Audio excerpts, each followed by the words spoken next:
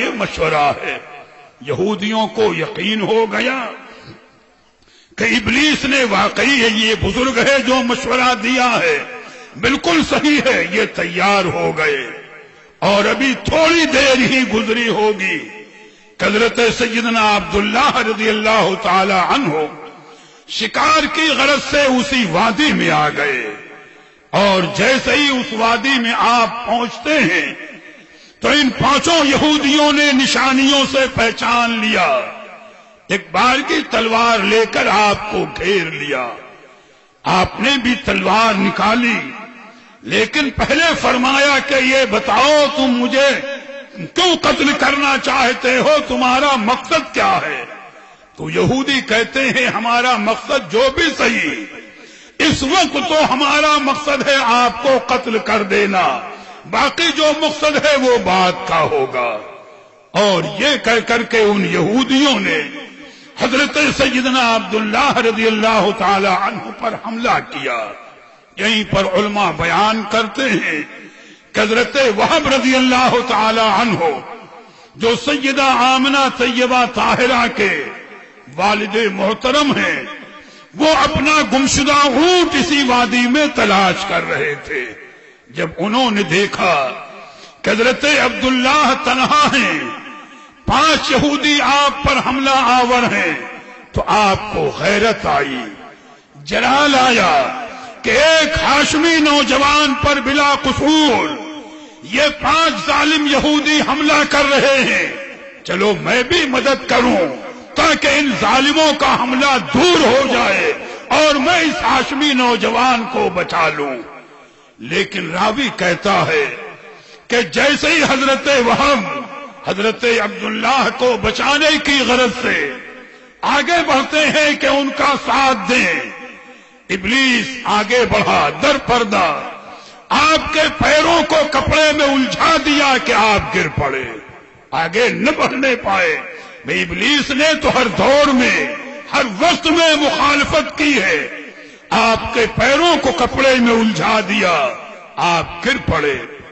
پھر دوبارہ اٹھے کہ آگے بڑھنا چاہیں تو اس نے آپ کے پیروں کو پھسلا دیا، آپ پھر دوبارہ زمین پر گرے، سر میں چوٹ آ گئی۔ لیکن ابھی آپ کے جلال میں غیرت میں کوئی کمی نہیں آئی تھی۔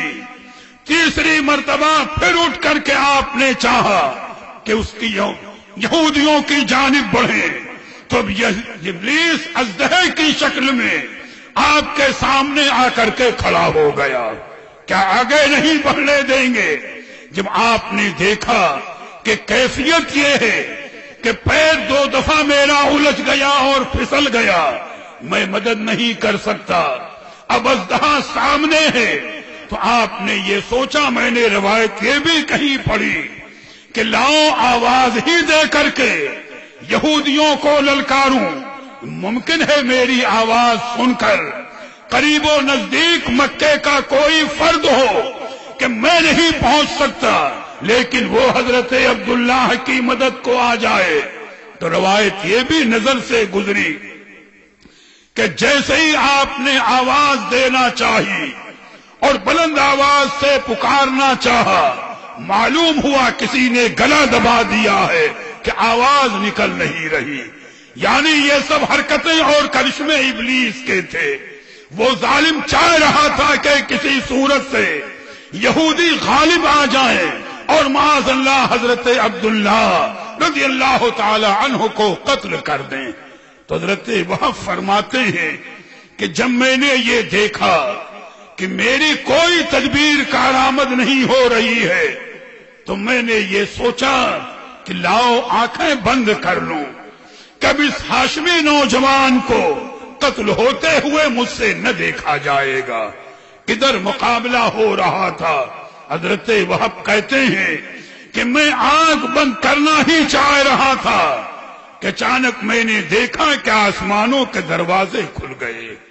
کہتے ہیں اچانک میں نے دیکھا کہ آسمانوں کے دروازے کھلے ہوئے ہیں اور فرشتوں کی ایک نورائی جماعت آسمان سے بڑی تیزی کے ساتھ زمین پر آئی اور ان 5 یہودیوں کو موت کے گھاٹ اتار دیا۔ دیکھو اللہ تعالیٰ اپنے حبیب کے نور کی کیسی حفاظت فرما رہا ہے. یا کسی نے بڑا پیارا شعر کہا ہے کہ نور خدا ہے کفر کی حرکت پہ خندہ زن. نور خدا ہے کفر کی حرکت پہ خندہ زن، پھونکوں سے یہ چراغ بجھایا نہ جائے گا. میاں وہ شمع وہ نور جسے اللہ تعالیٰ نے روشن فرمایا، کس کی مجال ہے کہ اس نور کو وہ بجھا سکے؟ یہ واقعہ جب ہونا تھا ہو گیا. حضرت وہب رضی اللہ تعالی عنہ اب حضرت سیدنا عبداللہ رضی اللہ تعالی عنہ کے قریب آئے. کچھ زخم ضرور آ گئے تھے آپ کو. آپ کا ہاتھ پکڑا اور مکہ شریف میں لے آئے. سیدنا عبد المطلب کے حوالے کیا اور جو کچھ واقعہ دیکھا تھا پورا واقعہ تفصیل کے ساتھ بیان کیا. اور یہ واقعہ دیکھ کر کے حضرت وہب کے دل میں حضرت سیدنا عبداللہ رضی اللہ تعالی عنہ کا وقار، ان کی محبت اور عقیدت کا جذبہ پیدا ہو گیا. لوٹ کر کے اپنے مکان میں آئے. دیکھو یہ قدرت کا نظام ہے کہ جس کو جس نعمت سے نوازے اور جس دولت سے نوازے. اپنے گھر میں آئے. اپنی بیوی صاحبہ یعنی حضرت وہب کی بیوی صاحبہ کا نام حضرت برہ ہے، جو سیدہ آمنہ طیبہ طاہرہ کی والدہ ماجدہ ہیں. ان کے قریب بیٹھ کر سارا واقعہ بیان کیا اور واقعہ بیان کرنے کے بعد مشورہ کیا کہ میں یہ چاہتا ہوں کہ میری یہ صاحبزادی آمنہ طیبہ طاہرہ جنہیں رب تعالیٰ نے ظاہری حسن و جمال کے ساتھ عفت، پاک دامنی، پارسائی کی نعمتوں سے نوازا ہے، میں ان کے لیے حضرت عبد المطلب کے پاس پیغام لے کر کے جاؤں. اگر وہ قبول کر لیں تو میری ان نیک صاحبزادی کے لیے حضرت عبداللہ سے بڑھ کر بہتر اور نیک شوہر وہ نہیں مل سکتا. آپس میں مشورہ ہوا. میاں یہ قدرت کے راز ہیں، مشیت کا اشارہ. آپس میں گفتگو کرنے کے بعد حضرت وہب سیدنا عبد المطلب رضی اللہ تعالی عنہ کے پاس آئے. واقعہ جو دیکھا تھا پہلے بیان کر چکے تھے اور پھر اپنا منشا اور اپنی بات کو پیش کیا کہ میری صاحبزادی کی پارسائی اور پاک دامنی بھی مشہور ہے، آپ واقف ہیں، اور میں نے آپ کے صاحبزادے حضرت عبداللہ کی عظمت کو بھی دیکھ لیا، ان کی شان کو بھی دیکھ لیا اور ان کے مرتبے کو دیکھ لیا. لہذا میں اپنی بچی کی نسبت چاہتا ہوں کہ آپ کے صاحبزادے سے ہو جائے تاکہ آپ کو بھی سکون ہو، مجھے بھی سکون ہو. گفتگو ہونے کے بعد رشتہ آپس میں طے ہو جاتا ہے. یہاں پر اصحاب سیر نے مختلف انداز سے روایتیں نقل فرمائی ہیں اور مختلف تذکرے کیے ہیں. رشتہ طے ہونے کے بعد سیدنا عبداللہ رضی اللہ تعالی عنہ کا عقد شریف سیدہ آمنہ طیبہ طاہرہ رضی اللہ تعالی عنہا کے ساتھ ہو جاتا ہے. علماء فرماتے ہیں کہ رجب شریف کا مہینہ تھا اور جمعہ کی شب تھی جب نور پاک محمدی حضرت سیدنا عبداللہ رضی اللہ تعالی عنہ سے منتقل ہو کر سیدہ آمنہ طیبہ طاہرہ کو ملا. ان کے شکم پاک میں جلوہ فرما ہوا.